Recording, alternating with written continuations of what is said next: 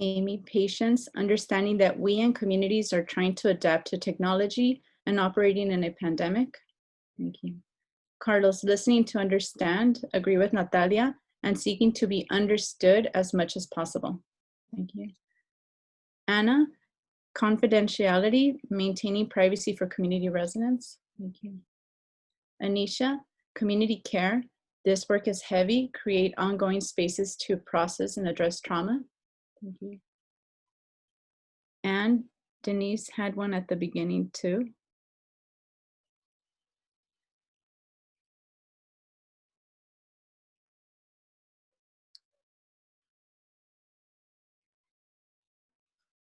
Sorry, Denise, I skipped yours. I didn't see yours. I apologize. Indicate if there are sound issues, stop and allow for translation as needed. Thank you. It was flexibility as we continue to adapt to current conditions. Thank you. Luis, value, outreach to other agencies, individuals, etc. Debbie, inclusivity, considering the needs of who are not necessarily represented in the room. Thank you.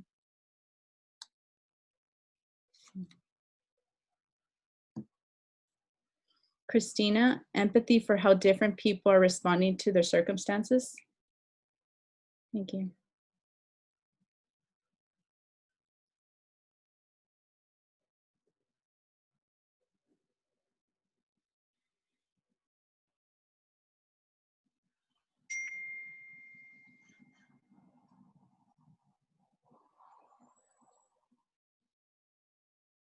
So we'll give everyone one more minute.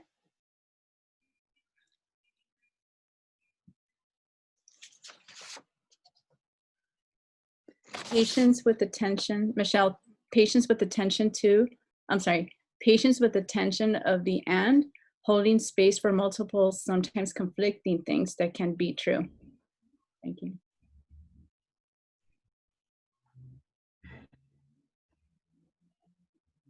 Brenda, I'm not sure if you read Cristina Mariscal's empathy for how different people are responding to their circumstances.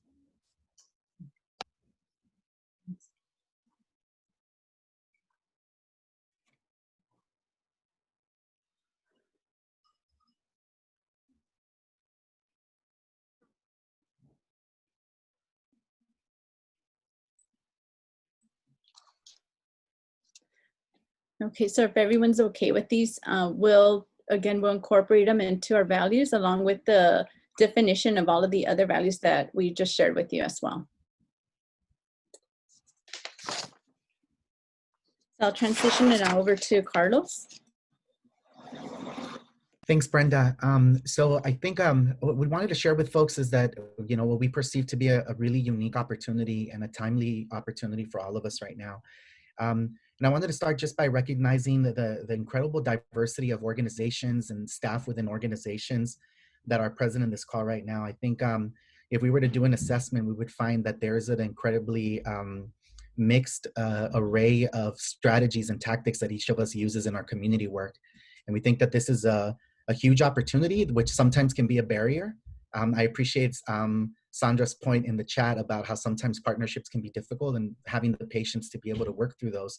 So we see it as an incredible opportunity. I can say that for us, the Best Start work, although broad, is typically connected to the region, but by connecting with you all, we're also connecting to the folks that you serve and the organizations that you also partner with. So we really see this as an opportunity to create our own system that has the potential to challenge the systems that have created the conditions that we're struggling with right now.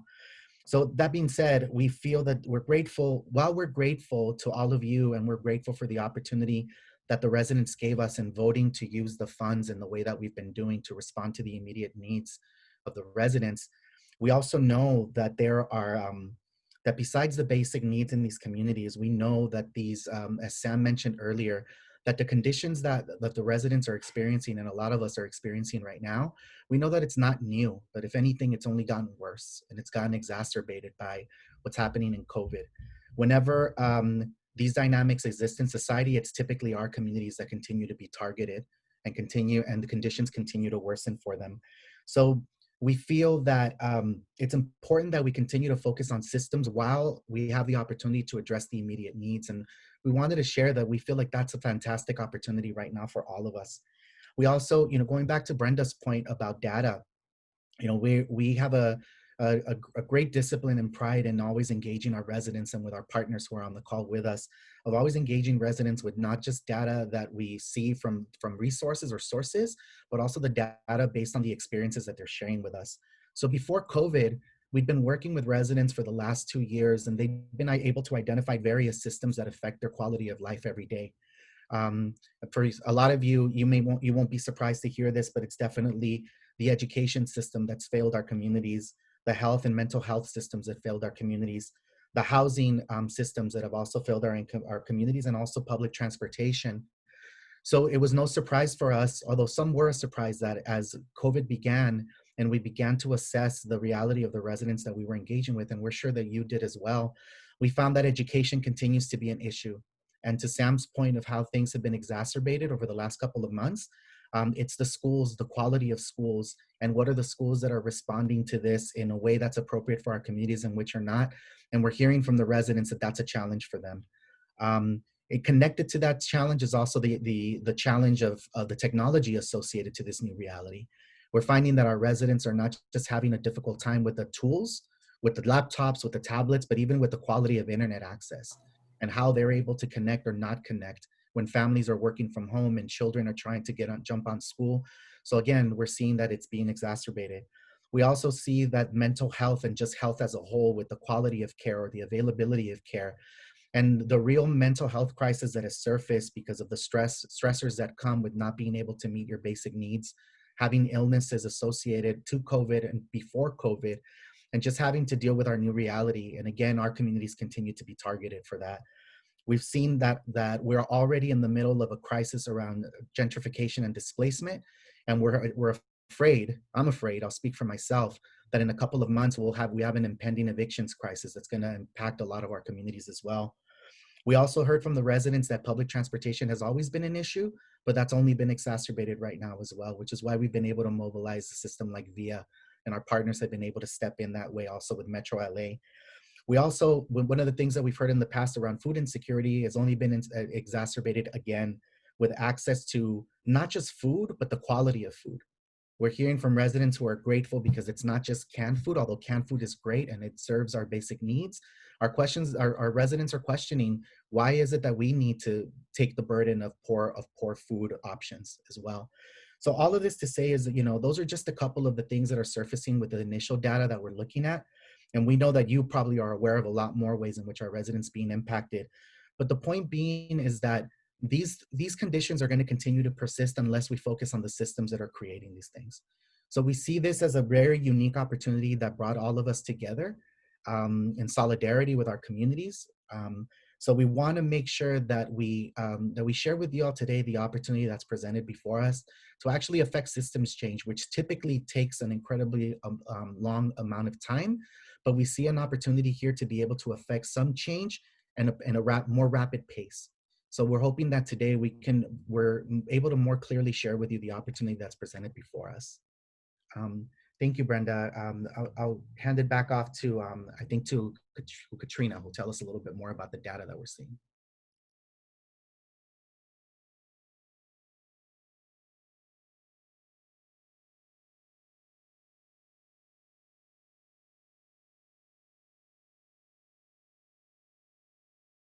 You're on mute. Katrina, you're mute. Wow, I even told myself in advance, hit that, then talk. Okay, sorry about that. So now I have to act more excited the second time. So we have collected 278 surveys so far. I just wanted to give you guys some updates. So 278 surveys, which has been amazing. So much hard work has gone into these. And so we are so excited, and we're so excited to start the analysis part and get the data back to you guys. On your trackers, everything is checked off. So if you guys go into your hub trackers, you'll see if residents have put their names on the surveys, they are checked off. So you have a pretty good sense of who has completed surveys thus far. I think over 95% of residents have put names on their surveys. There's such a few number that didn't. Like I don't even, maybe even 98%. So the trackers really do reflect what we've gotten back from all of your organizations thus far. We do have a deadline for this Friday for our first round of analysis. So we are going to be closing. Of course, you're more than welcome to continue to turn them in for your own organization's data, but the deadline of this Friday will be what we're going to be looking at for these sense-making sessions. So if you can, give reminders to residents, and or if there's an ability to make phone calls and use the SurveyMonkey link, we have till Friday. So thank you everybody for that.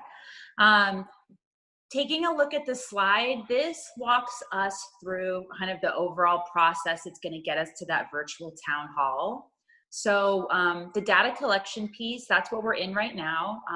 There's been some initial needs analysis. We've done this big community impact survey. We're collecting data points also from the trackers. So demographic data points, transportation data, distribution data, how many boxes, how many essential items are coming out. Not just those that have been funded through PLN, but with some of you guys, I'm working to help you track your own individual boxes and bags of groceries that are going out as well. So those are all in the trackers. And the next part comes Monday once the survey closes, and we're going to be beginning that initial round of analysis. Following the analysis comes the sense-making sessions. So there are going to be 2 of these sense-making sessions where we will all come together to start to look at the data. We're going to be discussing key findings, trying to figure out how best to make this data accessible to all of the members, all of the stakeholders, everybody who's going to be part of this process. Following those sense-making sessions, the recommendations that come out of those sense-making sessions are going to be used for this Bill of Rights for systems change.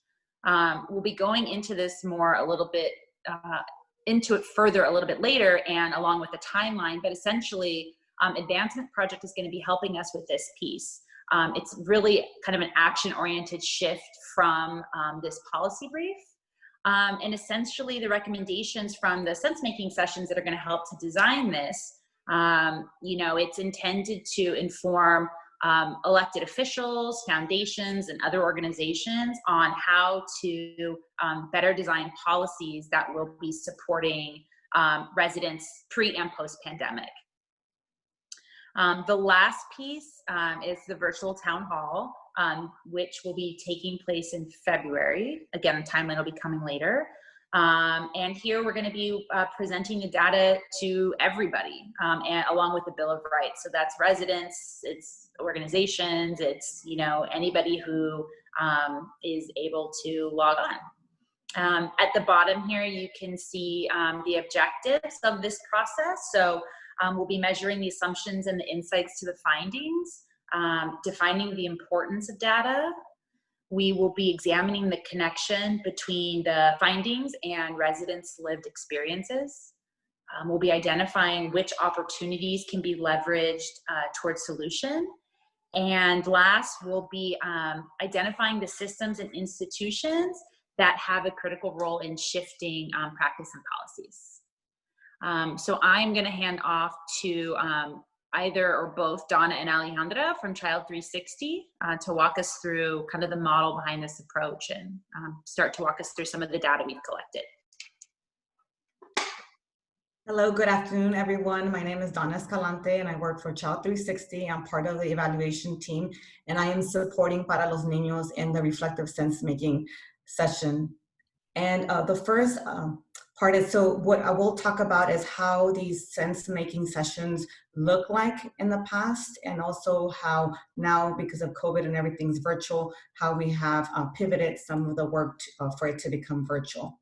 So the reflective sense-making sessions are rooted in popular education and also empowerment evaluation. What does this mean? As you know, popular education means of the people. So A popular education experience begins with the experience and the struggles of the people. So those experiences are generalized in order to learn more about the problems that exist within society. And this leads the desire to bring social and political change. And we know that the approach that Para los Niños has embedded throughout their work is popular education. And so the sense-making sessions are rooted and on popular education.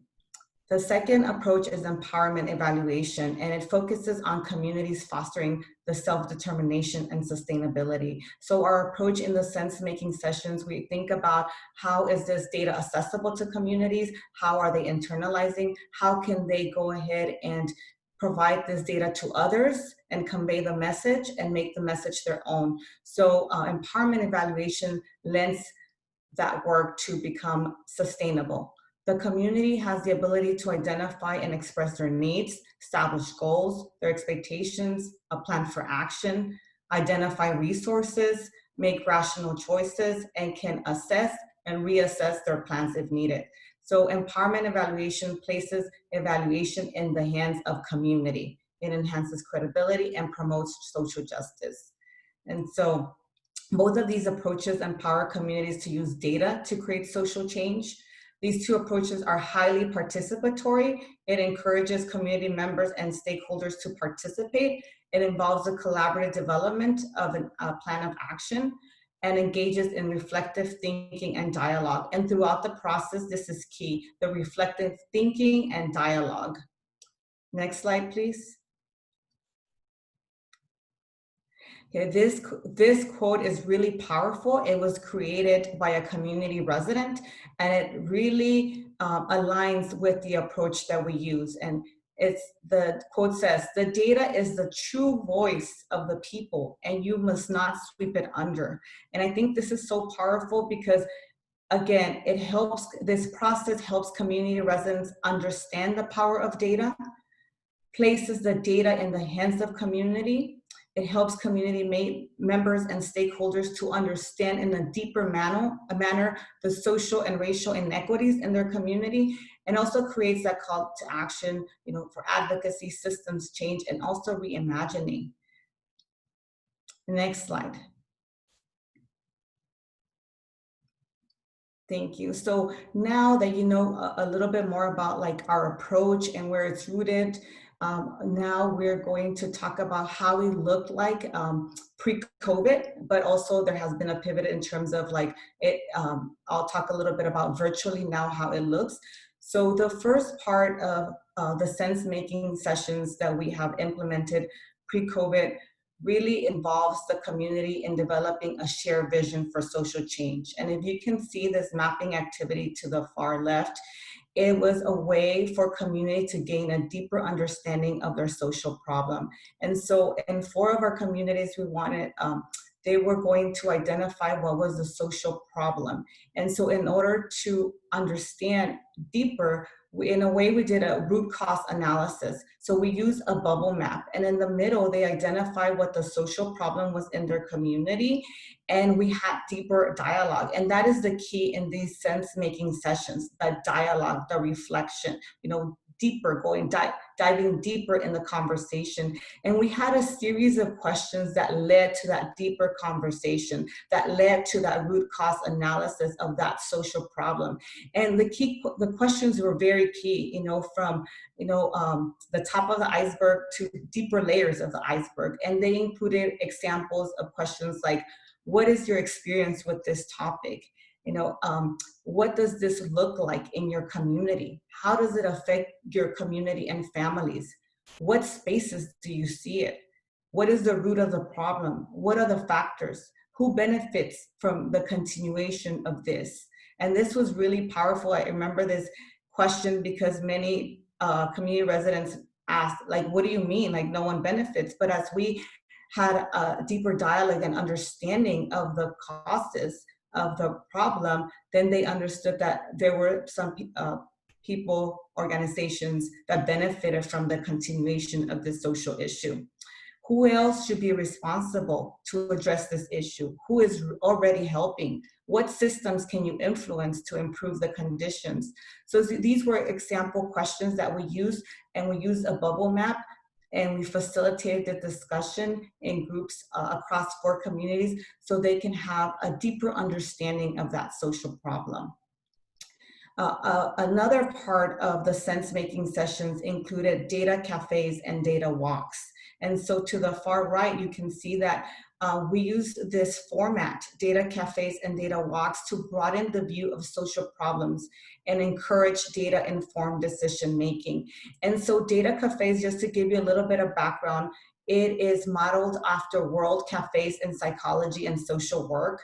This methodology is simple, it's effective, and it's flexible format for hosting really small group dialogue. And again, the key is dialogue reflection. You know, create a special environment, most often modeled after a cafe, you know, which is warm and welcoming. So facilitators review data with community residents, and we asked, you know, again, questions for there to be reflection and dialogue. Next slide, please. Next slide, please. So this is an example of what we called a data mat. And so we really, pre-COVID, we had the opportunity to really make it into a data cafe. In Spanish, we called it cafecito con datos. And so, I mean, we really had the whole effect where we had cafe, coffee, we had tea, pancito dulce, sweet bread, you know, pastries. You know, in the middle of the table, we had the data mats. So these were the placemats, we call it data mats, in which we had different data points, as you can see here, like different data points that at times were primary data sources, you know, data from surveys that we had administered in the community, also in combination with secondary data. And we asked a series of questions, you know, to community in terms of like, what do you notice about the data? You know, what does this data say about education in a particular subject? What other information is important to know? So we had really 3 levels of question, one more understanding each of the data points, primary and secondary data. The second level of questions was more about connecting all the data points, you know, because we had several different data mats. And also the third level of question was more connecting the data with systems change. And so in our approach, we have 3 levels of questions. Here you can see in Spanish, part of our work is making data accessible, which means using graphs, using pictures, you know, reading out loud in each of the data groups. Cafecito con datos, in each of the groups, we have facilitators where we read the data aloud, you know, especially for groups or residents that needed that extra support. And then we had the dialogue. And so we had English, all of material is in English and Spanish. Next slide, please. So this data mat, as you can see, the previous data mat was on education, and this was on drugs, addiction, and violence. And these topics were not chosen by us.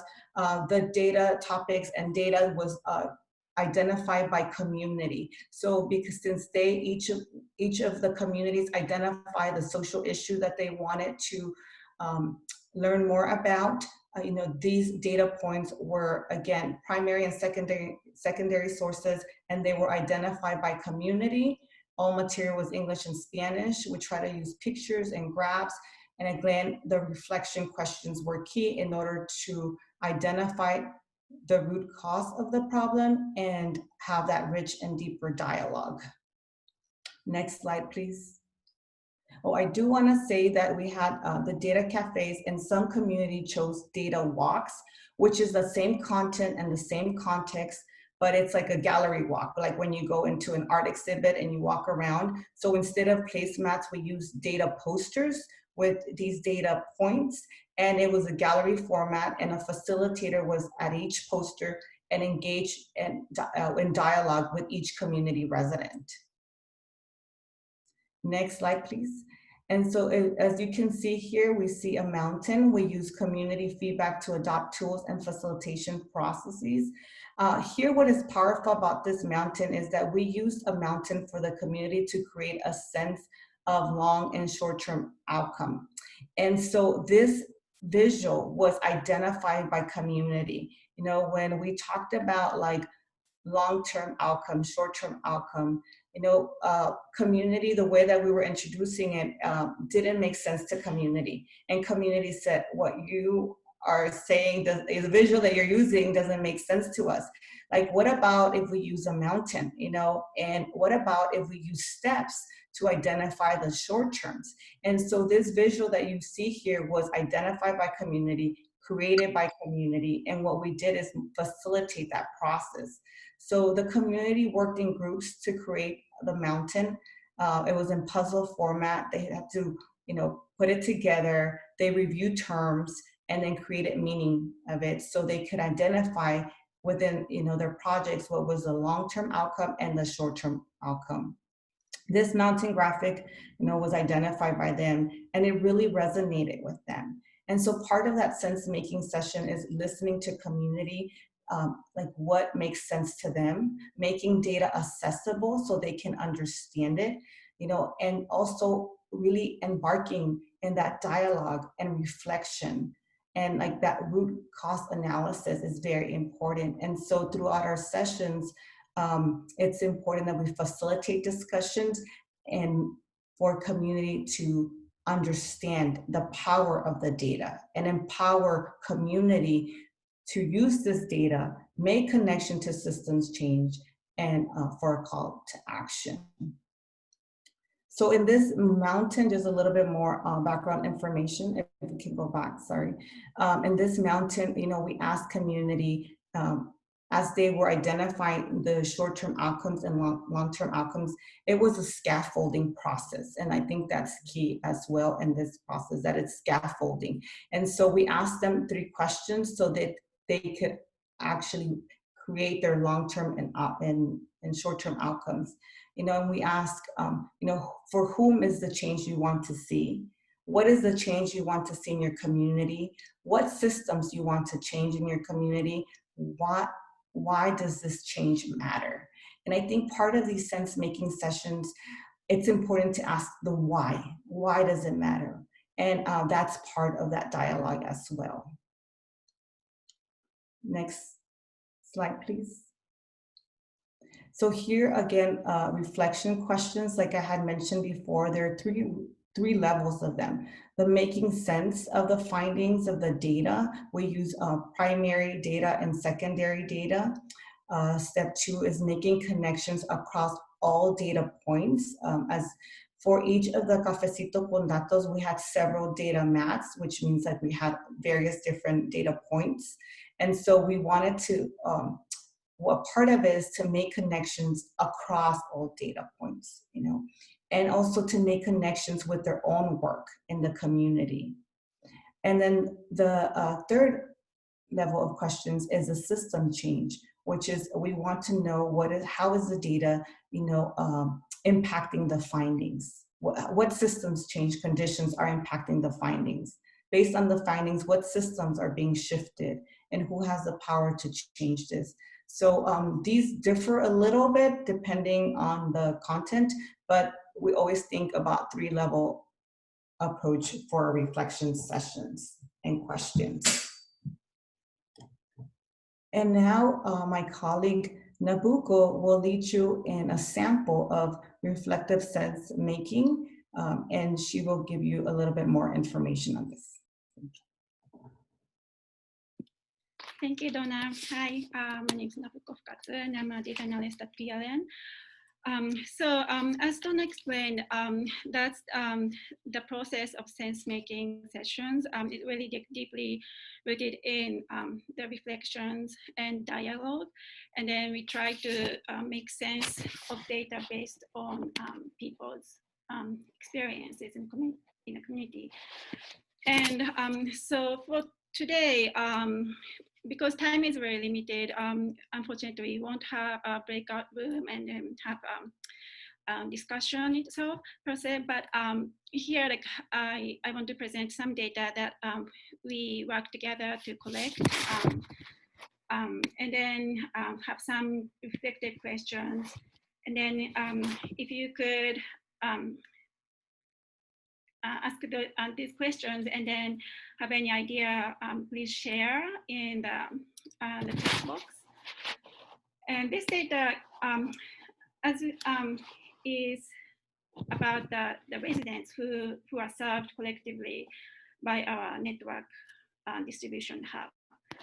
So we've been collecting this information, the basic information, like who are served, who receive boxes, and then their basic demographics, like how many children you have, how many people live in your household, and how do you get to this hub. So those information were like thanks to all the organization who are serving us distribution hub collected, and then so here like I want to share, and this is like this data is like really it gives us the sense like what the magnitude of our work, and who are we serving, what's the population of that is benefit from our work, and how we can connect this data to our work, how can it be improved now that we know this findings.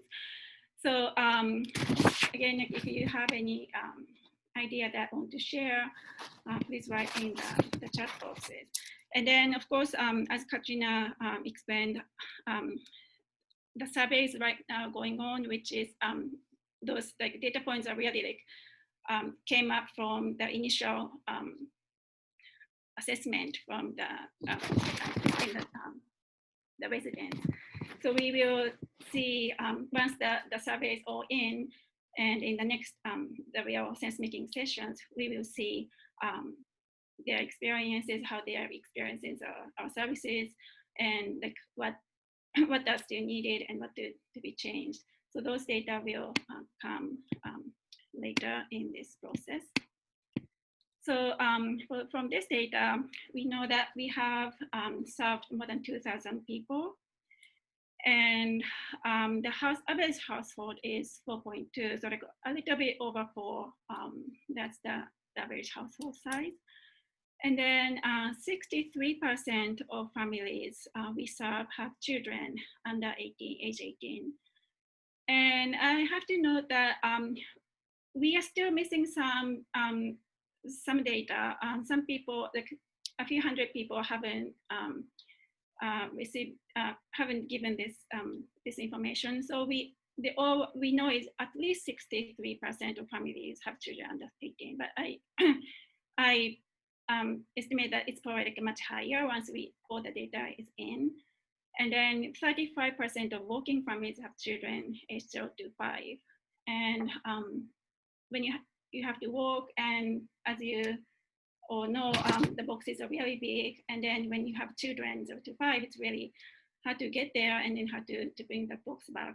So like how so those like how many people are like experiencing that situation. And now that we are working with LA Metro Transportation and VIA, and to make the boxes delivered to their home. But even before that service was able to expand, 2 organizations decided by themselves, like, we need to deliver these boxes. And then, so the families who receive boxes from those organizations, and like 30% of families are one adult families with children aged 0 to 5. So what does it mean? Like, you know, so those from those data, like what can you see?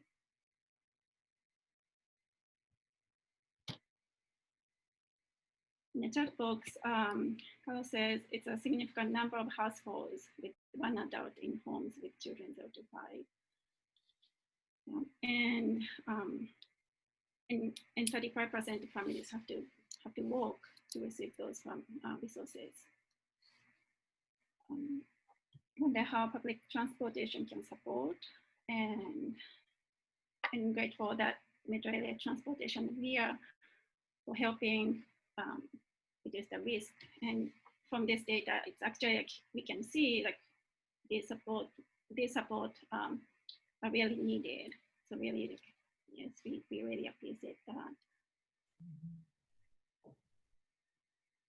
Yeah, and Alejandra mentioned air quality. That's true. It's like really getting very serious, and for this situation, that really helps to reduce the risk.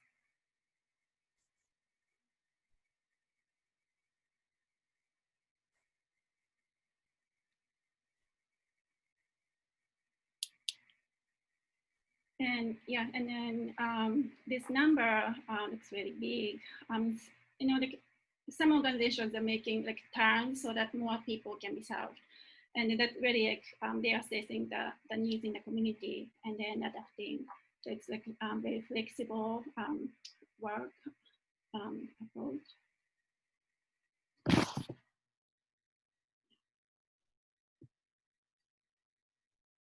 Yeah, and then we asking families like, if you want to switch to be delivered, the food delivered. So those we will see like how those families end up serving food here. Okay, so let's go to the next slide, please. So this is more like the geographical data. Like we ask the zip code where they live, and so the right side map is our families where they live, and yellow means like a few families live there, and then as the colors get darker, more people are concentrated in that area. And the left side of the map is the map of the COVID-19 cases in LA County. And again, this map shows darker the color, the more people who were infected by COVID. And this map is made comparable so that it's case rate per 100,000 residents. So despite like population, it's comparable. So, and this left map is by city and the right map is zip code. So it's not exactly matching, but like, I'm curious like how you will interpret those two maps. Like, do you see any connections?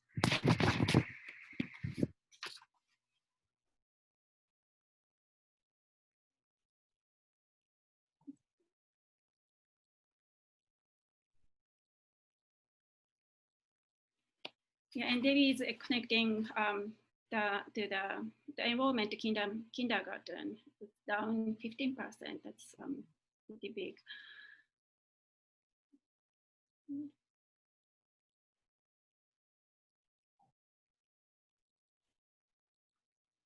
And then people who can't come, actually, like some residents are sharing the contents of their boxes with like other residents. So that's also showing the leadership.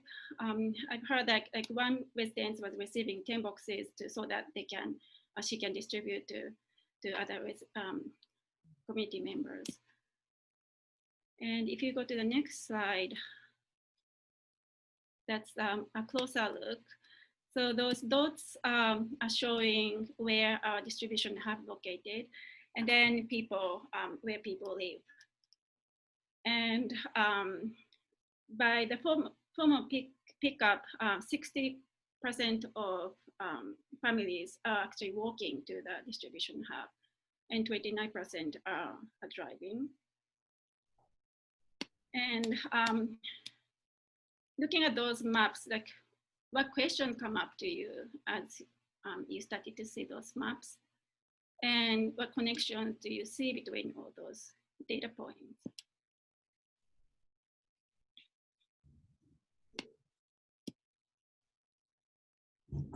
Yeah, so like these are like kind of like this one. This data today was more like more basic data, but as we get the survey, we will go deeper and see their experiences, and then again we will have more discussions and dialogue, and through those process we will try to see to interpret the data so that like, what does this mean for the residents.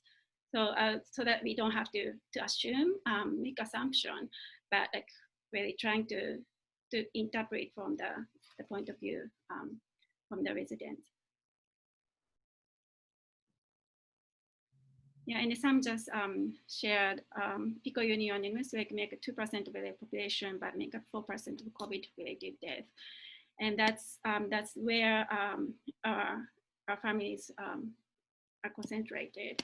So those we can make those connections and then try to make sense what those data would tell us. So we are really looking forward to have this discussion in October, and really like looking at the data from the community members. Yep. And thank you so much. And yeah, and so like, please, Marisol, go back to you. Thank you so much. Nabucco, can I say something else? Thank you. I just wanted to highlight what Carlos commented in the chat box, that it says that it's no surprise that areas of highest needs and the need to expand, but also cognizant that if systems aren't addressed, we may be in the same situation in a couple of years. And I think like our data and our questions also lead to the systems change, component. And I do want to highlight that the sense-making sessions have transitioned a little on how they look like because of COVID. So now that everything's virtual, we do use Zoom platform, and also we have small breakout rooms because we know that in order to engage in deep dialogue and reflection, we need that smaller group. And so these questions are in small group discussion, and then we have a large share out. And also the data mats are now virtually. We have virtual data mats, which we use JotForm to be able to, and other programs to be able to have the mats virtually available for everyone. So those are some of the things that you'll be seeing in our sense-making sessions in October, where we most likely will be providing the material beforehand so you can review the data points and already have that available for you. So when we do have the sense-making sessions, we're ready to embark in the dialogue and reflection part. Thank you. You don't know. Thank you. And I just did see Graciela Cabezas, Edith. It's interesting to see your name. I think that's your middle name, right, Edith? Graciela Cabezas. So she wrote, veo que las comunidades que estamos trabajando son las más impactados. Ellos tienen diferentes necesidades. So she wrote, I'm seeing that the community that we work with are the most impacted, and they have very different needs. Thank you, Edith. So thank you, Ashley, for keeping us, reminding us of the time. So we're gonna take a 5-minute break from 2:10 to 2:15. So feel free to turn off your cameras and just take a stretch break or a water break or whatever you need to do. And we'll see each other again at 2:15.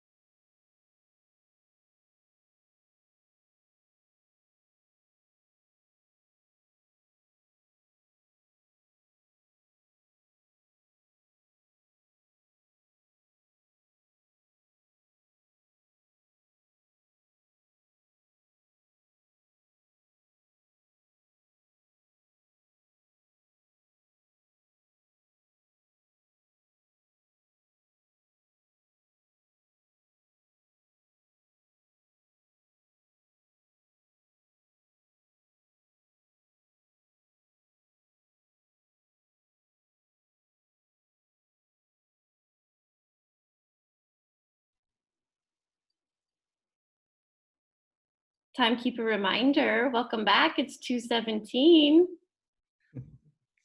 Thanks, Ashley. I think we're coming back with Sam, I believe, right? Except you're on mute, Sam. Sorry. Yes, I believe so. Are we waiting for a few more, or we're good to go? I think we're good, Sam.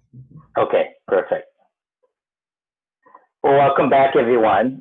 Thank you again for, that was a lot of information that was really shared by the data team. And I'm so incredibly grateful for this partnership. And it's been amazing that we've collected almost 300 surveys in such a short period of time. And I've been part of, as many of you have, in other data collection efforts. And we know how difficult it is to get that feedback back from community.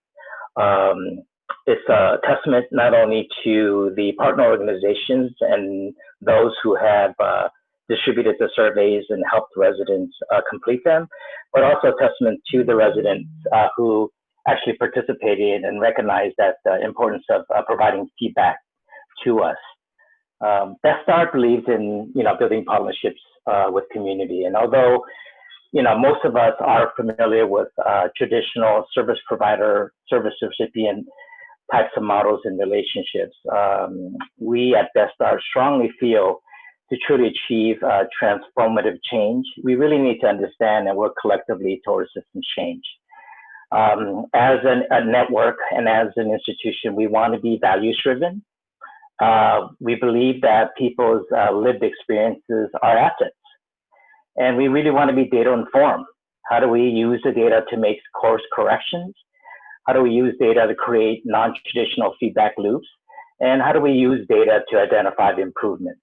And I think our presenters earlier and our partners shared much of that work. System change is really about advancing equity by shifting the conditions that hold the problem in place.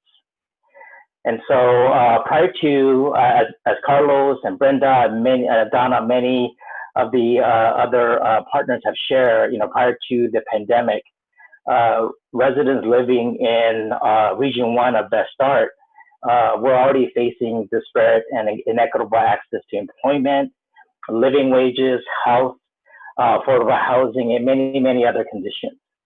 But once the pandemic hit, it really revealed that COVID not only impacted the health and well-being of families living in these neighborhoods, but also exposed the systemic failures of the institutions designed to support them. So we were really motivated, and there was a desire to support our community and to address these systemic inequities. So PLN initially, before we launched the distribution hub, conducted our first iteration of a survey to really look at what was the impact of the stay-at-home order. And the survey was really to extrapolate and uplift themes to really share with partners, funders, elected officials on the people's experiences, and really to kind of guide funding and programmatic decisions.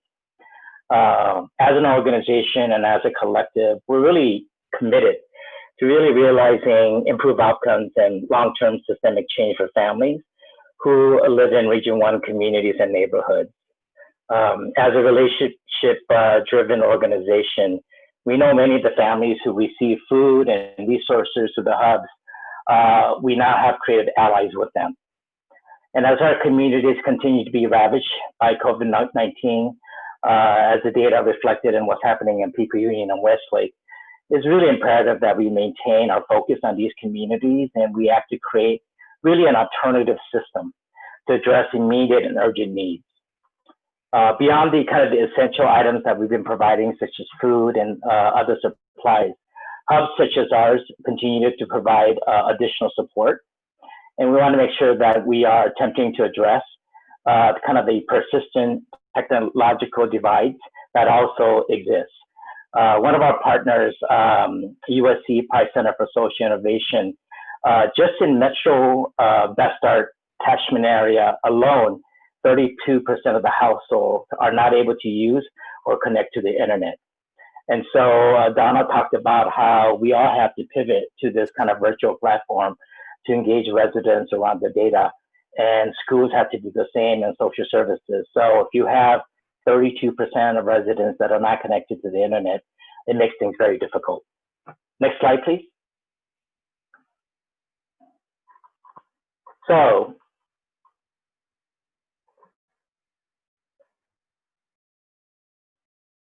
oh, one more slide after that, sorry. Okay, so here's our project scope. So we were fortunate enough to receive a grant from the Robert Wood Johnson Foundation to look at some of the work that we're doing with the distribution hubs. And so, and this is a very, very short turnaround grant. It's a 6-month grant. And really the project goals is really to kind of document, very much like we've been doing with the data collection, the focus group, and the feedback we're getting from all of you, to really document the impact of an alternative access points and pathways. And really looking at rendering new levels of community-driven data and really unlocking policy change opportunities.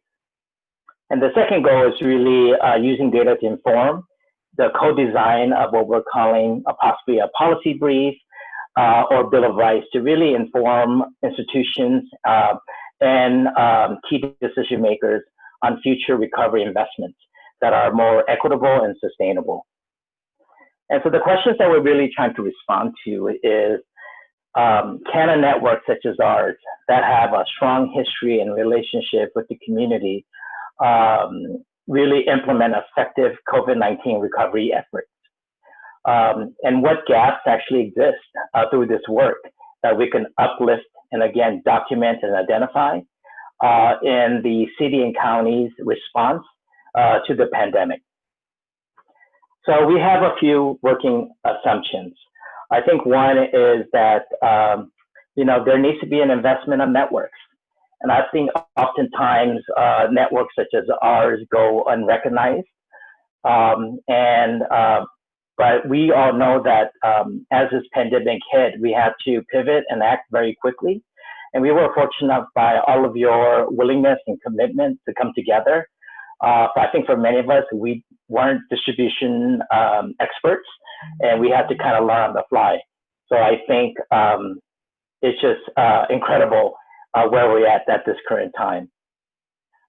We also have to have institutions not perpetuate silos that that exist and that offer only part of the solutions that families are seeking. One of the reasons we decided to do the food distribution was we talked to community residents about what are their challenges. And this is when we saw a lot of on social media and announcements about food banks expanding and school districts providing the grab-and-go type of lunches, but many of the residents still were facing tremendous challenges around food insecurity. So we knew that something wasn't happening. The food wasn't getting to the people that need it the most. And then we want to, again, continue to exist and support networks that are committed to a geographic region, again, that have a strong history and relationship with the community. We want to really uplift and embrace authentic community participation. And this was actually a large part of the Robert Wood Johnson initiative, is that this really not only had to be data-driven, but it really had to engage local community.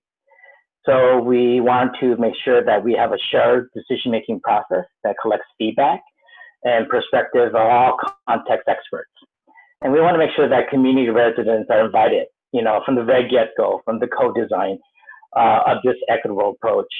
And speaking with residents of Esta for over a decade, one of the biggest gripes or issues that they have is that they have many organizations and institutions that want to ask them questions, that want to collect data from local neighborhoods, but that data never comes back to them. They don't know exactly what happens with that data, and nothing ever seems to change. So we want to make sure that we honor that we're bringing community resident context experts from the very beginning on the front end to really help us co-design this effort.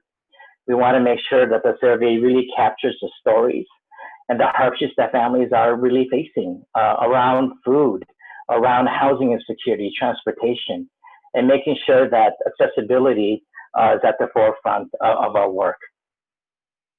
So this is kind of what the next 6 months are going to look like. And what we want to do is, after we identify, again, what the needs are and the analysis, and then we have our data team go through the virtual sense-making sessions. We want to work with Advancement Project to help work with this a body of folks within our partnership to help us develop a policy brief, a Bill of Rights, to really use as a tool to continue the work. We recognize that this project is only 6 months, but the work is really going to begin after we document the areas that we really want to impact. And so we want to host a virtual town hall where we invite not only all of you, but other community residents, other partner organizations, key stakeholders, elected offices, to come and to listen, to hear from community residents and partner organizations about the challenges that they're facing.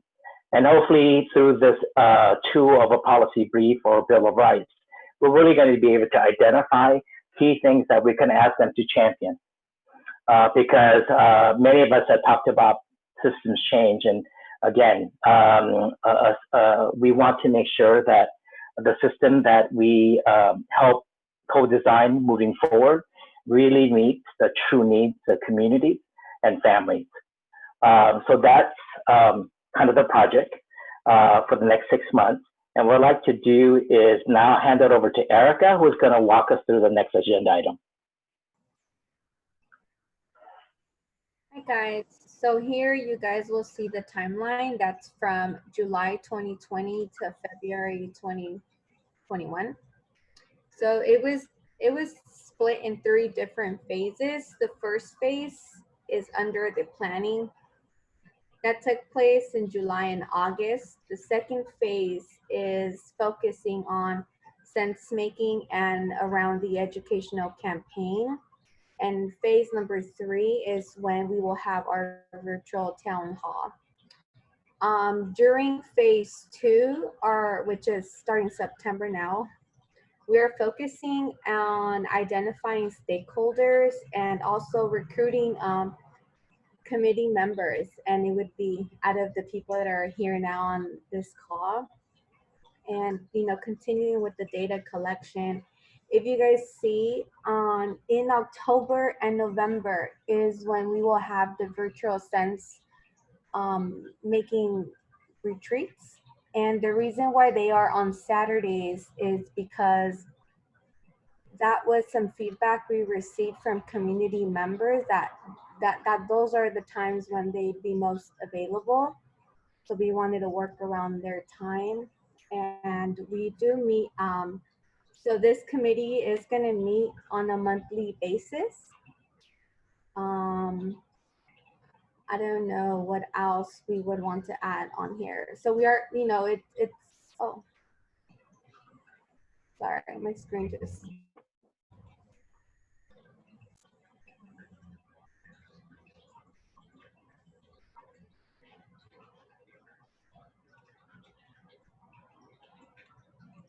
Okay. Wait, can you hear me? Yes. Yeah. Okay. Screen just exited out. Let me make this bigger, sorry. So if you guys can see on here, just we'll continue to have these meetings once a month and check in with our data team and designing team on a weekly basis, and continue the educational campaign. Sorry, my screen is moving.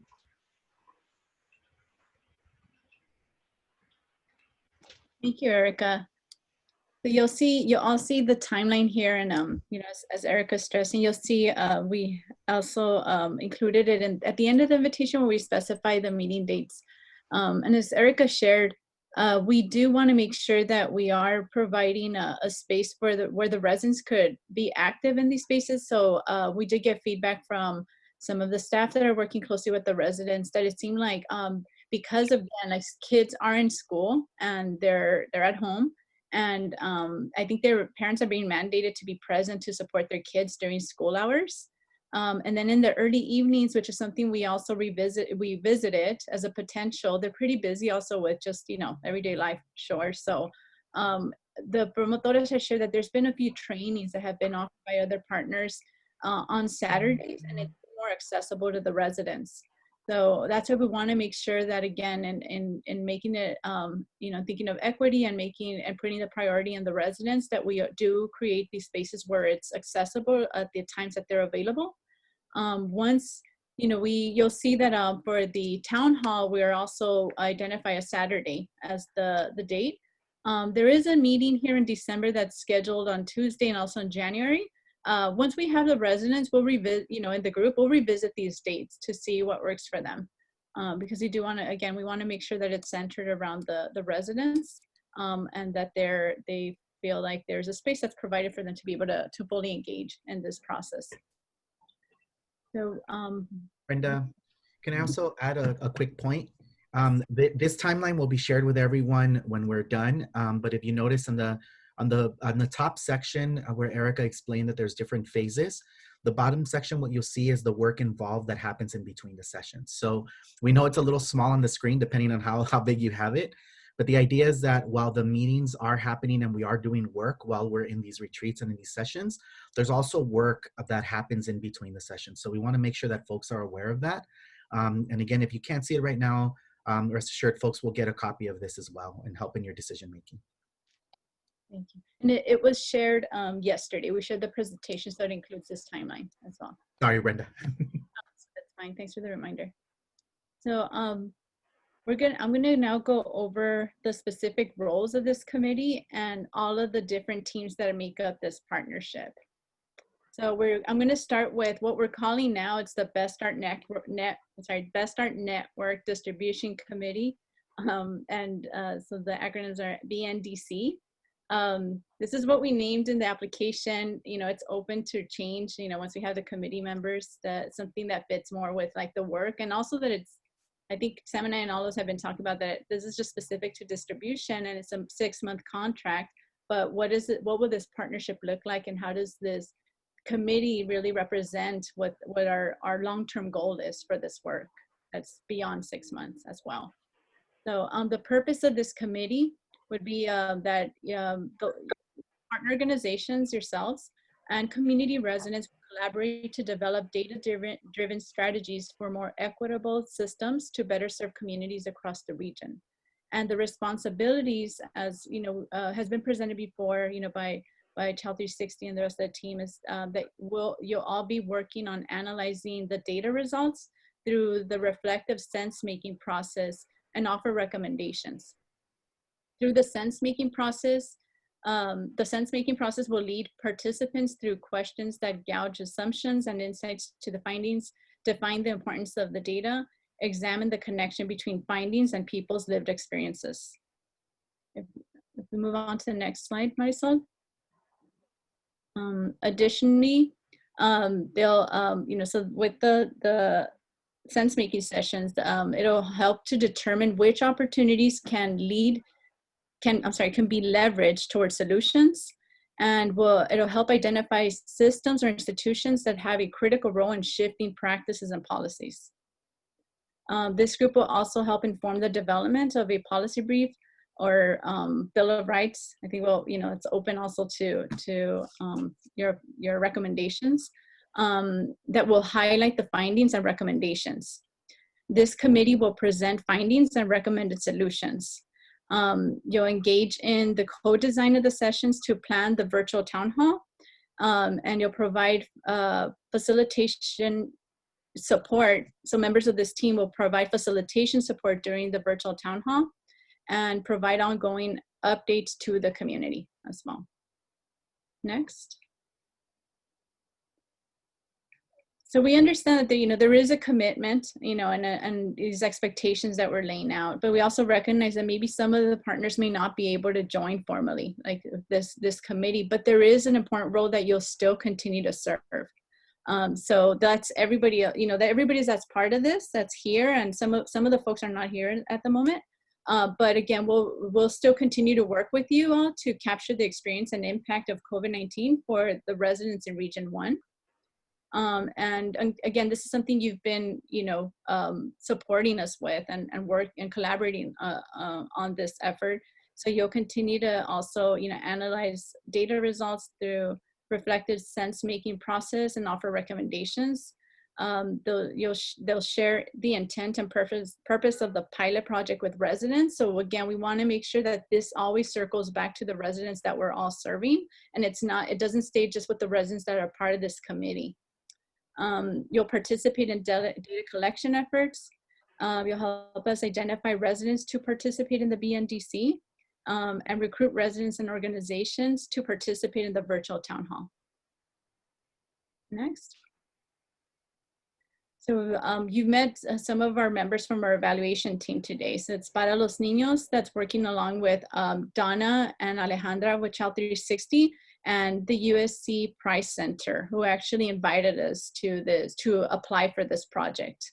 And the purpose of this team is that PLN will lead the data collection, analysis, and evaluation efforts of the project in partnership with Child 360's evaluation team and the USC Prize Center, who will serve as thought partners and will support with moving evaluation work forward. And the responsibilities of this team is that PLN will meet with Child 360 on a weekly basis to plan. They'll provide capacity building and training and technical assistance to partner organizations as needed. So this isn't a resource they're a resource that's available to all of you. They'll help to develop materials to present to the BNDC with support from USC Prize Center and Child 360's evaluation team. They'll co-facilitate the collective sense-making sessions with the Child 360 evaluation team and provide reports as needed. Next one, Isla. Then we have a communications team. So we have a PLN will be leading it along with Team Friday. So you may have seen Michelle is part of the team who's been helping us to keep time. And then Michelle is also part of that team as well.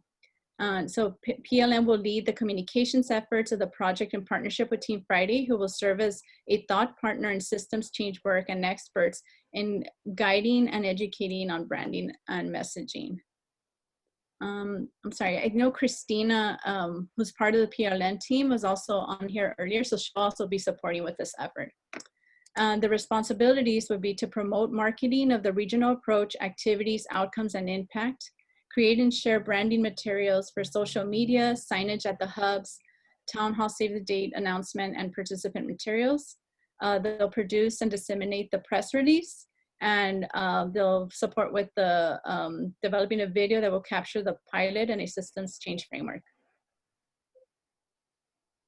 And then we have, again, the policy piece. So the policy team will include PLN and advancement project. And the purpose is that PLN will lead the policy efforts of the project in partnership with advancement project, who will serve as a thought partner in a systems change work and experts in guiding and educating on development of policy briefs and Bill of Rights. The responsibilities will be to co-lead the BNDC in the development of the Bill of Rights, lead policy development discussions and capacity building sessions, participate in planning and BNDC sessions, support and coach BNDC members to present the Bill of Rights at a virtual town hall, identify key stakeholders, power brokers to transition the Bill of Rights to actionable steps. Next slide, please. And then again, I think the biggest question for us is, as I was sharing in the beginning, is like the key piece to this is like that's really anchored in our values around the community resident led and informed. As you saw the data, we know now that we're engaging with 2,333 households, which is approximately like more than 8,000 individuals across the region that we're working with. So the question is like, how are we going to continue to engage all of them?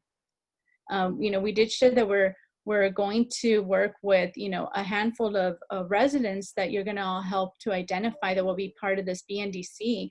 But as I shared before, it's like in the work that we do, we're constantly working like in the same space with them, with all of those members that we work with, to be able to move this work forward and to get their input and to get their guidance so that they're also implementing and assessing. So what we're thinking of doing is we need to figure this out as we're working with these residents. I think as I shared with you, the staff and all of you have been now, you know, depending on like the individual phone calls. And those are the important things that we have to take into account as we're planning these meetings. And in between, we need to figure out like what are those steps to ensure that that communication and engagement continues to happen with all of those families. You know, we've been able to do it to different ways and different methods throughout this month. I think the last few months that we've learned a lot about our own capacity and our creativeness to do it. So using the distribution hubs as like the boxes to be able to put data in there and have conversations has been like a big learning for us, and how we've been able to adapt to that work. So those are the kind of things that we're going to have to be vigilant about as we're moving this work, that we don't move too fast without leaving the community behind. Because as Sam shared, the last thing we want to do is not just collect data and not come back to them to share like what we're doing with it, and to continue to get their input as well. So yes, Carlos, going back to snail mail for sure. Resident recruitment requirements. So what we're asking all of you is to help us identify at least one resident that has access and is comfortable with using Zoom and the internet. That they're available during the dates and times previously noted. And again, we'll revisit, like once we have a solid team, we'll revisit the dates if it's needed, just based on everyone's availability. The resident will be willing to collect, receive, and share information with other members of the community, be willing to present community perspectives and not just their personal experiences, and be willing to have fun in this new and an innovative opportunity. Next, Marisol. And, you know, I know that sounds like, again, like just a lot more responsibilities, but I think one of the things that we want to make sure that you all know is that, you know, you will have access to a lot of support from our team. I think one of the things that, you know, Carlos and I both come from like the grassroots organizing world, where I think when we came into Best Start, and I know when I spoke to Alex, Alex from Homies Unidos, I asked him like, what do you know about Best Start? And he was like, I know you guys have a lot of money. And I think that's something really unique that, you know, coming into this world, I really appreciate how well First Five has really supported this investment in making sure that we have the right resources to support all our partners. And Luis, I agree with you. I think we need to figure out how to continue to share these resources. I think we're in a very critical position. I think PLN, we're really blessed that I think we've built credibility over the years with this work, that we are able to apply, and hopefully, you know, based on, you know, results, that we were able to share how we really involve residents in this effort. And we want to continue to play that role, but it really means that we want to support all of you and being able to bring those resources to share. So that does include in training support, capacity building support. There's something that we didn't list here, and a partner who's going to join us really soon. His name is Steve Kahn, and he's actually a resource for this whole network that could help us to look for other resources. So there's a lot of opportunities for us to help support you as well in this work, not just so that the money just comes and stays here. We want to make sure that we're really sharing, you know, the resources across this region and with the folks that aren't even part of this network at this moment. So there will be access to translation and transcription support in English and Spanish. And again, I know we're working with other families that have other needs than to speak other languages. So let us know, and we can provide that support. And then there's the capacity and strengthening opportunities around data analysis and communication, policy and systems change, public speaking, and virtual platforms, to name a few.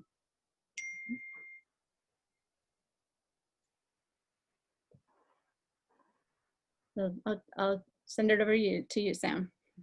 Thank you. Am I on mute? No, I'm not. Okay, so here comes my pitch. Is everyone ready? There's always a pitch, but you know what? I promise you one thing, I'm not gonna ask for money. But I am gonna ask for currency, and that's your time and commitment. You know, again, I can't thank all of you enough for your flexibility, your willingness to kind of enter these uncharted territories, and as we kind of learn together and kind of fail forward together. But I think the information, the stories, the narratives that we're crafting of our families, of our neighborhoods and communities is so important. And the town hall really is just a venue and a space for us to really share and pass on the information that we've been all collectively learning and collecting over the last several months. And so we want to again invite all of you as our dear partners to continue to collaborate with us. And again, if you have the bandwidth and you have the ability to do so, really consider being part of this committee. And along with that commitment to be part of this committee, really again, identifying a resident that you are working with, that you have a relationship with, based on the selection criteria that Brenda presented, to identify what residents that you can also kind of bring to be part of this committee as well.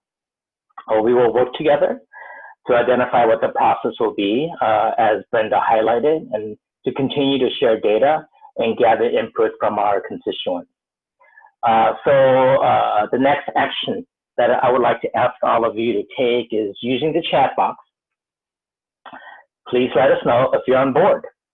That's something, and if you feel like, yes, there was a lot of things shared today, I feel that this has been a positive experience for our community and our organization, and we would like to go ahead and continue to support this effort and to come on board to be on the committee. You can just say, yes, I'm in, you know, count me in, however you want to phrase it. Please use the chat box now to do so. If you feel like I may have to think about it or need to go back and check with some other folks within the organization, what we're asking is if you can get back to us by tomorrow, either through email, text, or through a phone call. Just contact us tomorrow, Wednesday, by 5 p.m. And you can send that email to Marisol, mbarba@paralosniños.org. And again, to help identify our resident, they'll be able to join the committee by this Friday. So again, we are asking you to do both. Nominate yourself or someone from your organization and the resident. But if you are not able to do both, we're asking you to do one or the other. And that would be tremendous if you can do that for us. So I see some names coming in. I'm going to click on the chat box to see. Great, thank you. Thank you. And some will have to take it back to the org. Okay, I think there's a question. Is there a stipend or honoraria for residents to support participation? Brenda, I don't think we do, correct? Yes, unfortunately we don't. But again, we want to be able to provide all the support and capacity to be able to participate in this effort.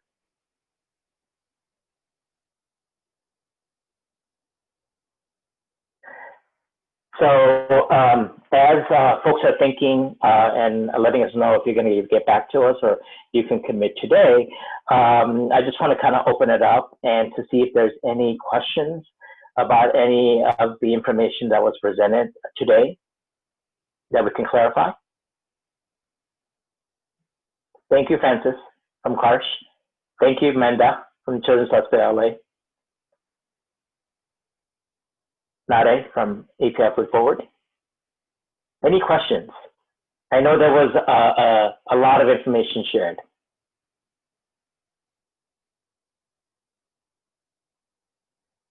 No?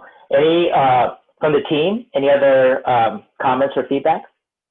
I forgot to share that I had, and yesterday when I emailed the presentation yesterday, I also attached think we called it like a recruitment memo or something like that, where it talks about the project. So it has like everything that you may need to share with the residents, to let them know about the opportunity, the supports that would be needed, the supports that would be provided, and also like the criteria.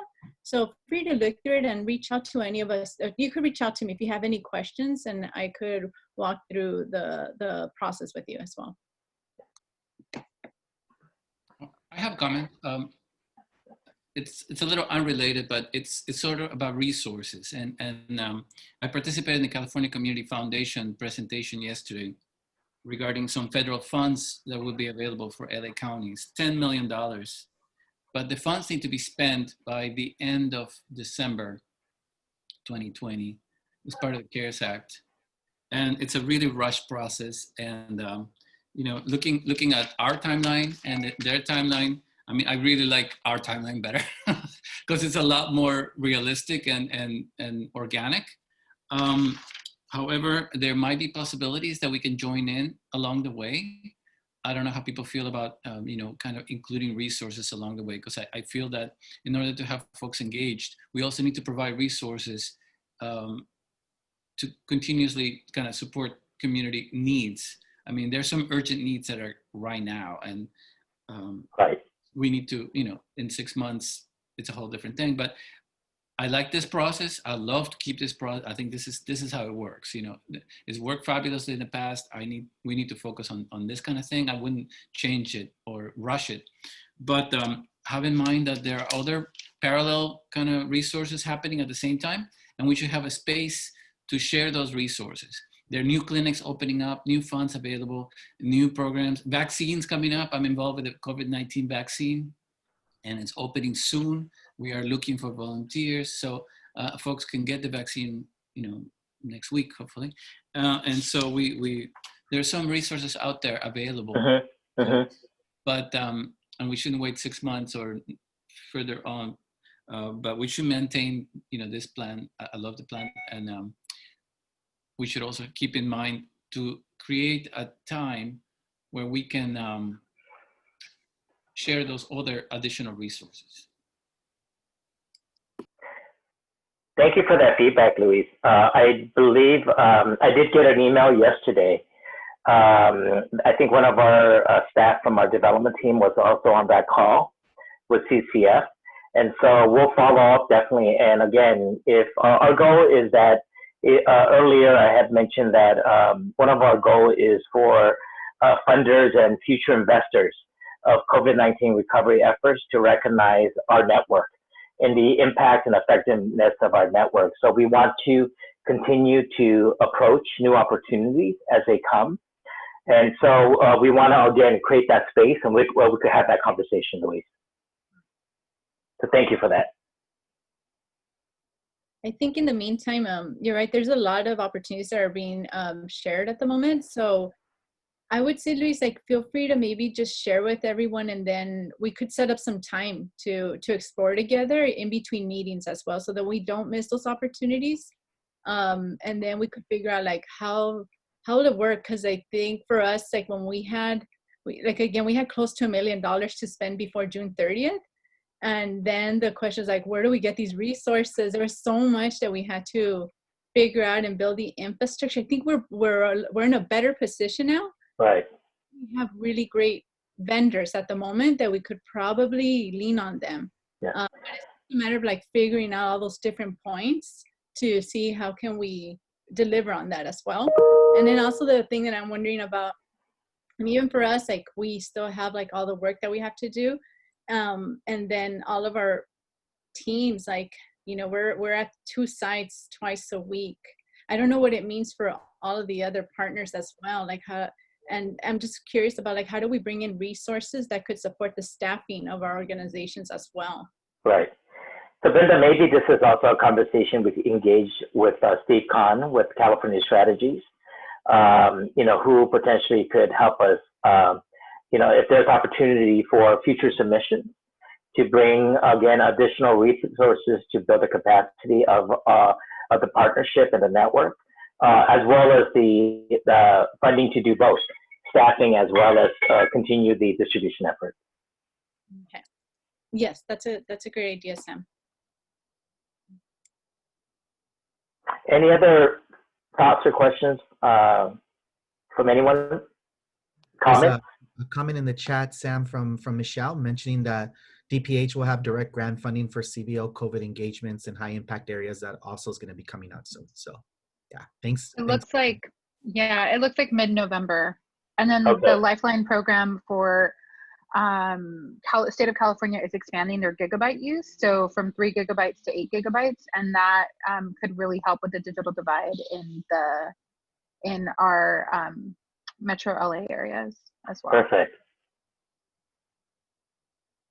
Great, thank you. Anne, are there any questions from our community resident leaders?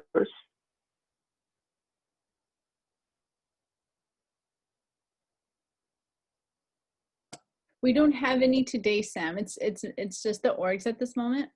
Okay, perfect. Okay, so just to, I guess, to go over kind of the commitment of joining the BNDC, Brenda had highlighted that we are planning to have a lot of the capacity building and conversation sense-making sessions on Saturdays, again, to provide the greatest opportunity for community residents to participate. We did talk to a few of them, and during the week, a lot of their time is dedicated to supporting the children with remote learning. So they felt like Saturday would work the best. So there are 2 Saturdays in October and 2 in November as far as the longer meetings. And then we have planning sessions that happen in December, January. And of course, the tentative date for the town hall is February 27th. Which is also on a Saturday. So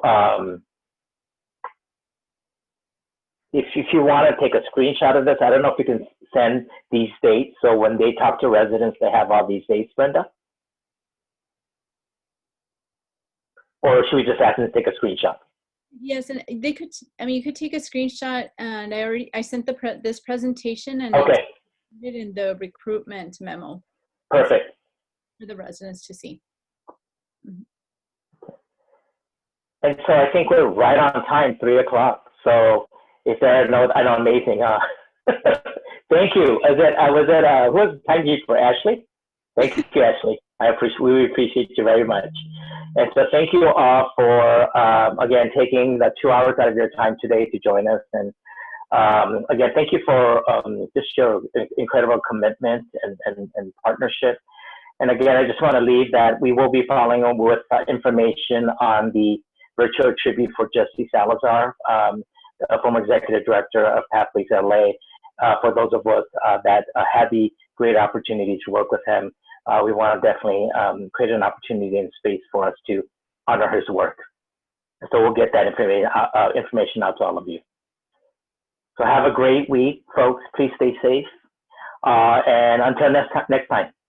Take care. Thank you. Bye. Bye. Bye.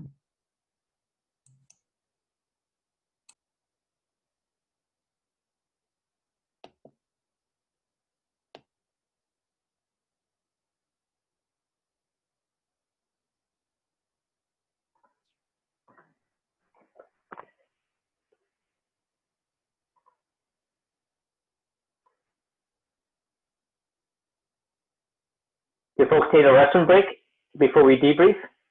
Yes. Okay, well, should we take a 5? We'll come back at 3:05. Thank you.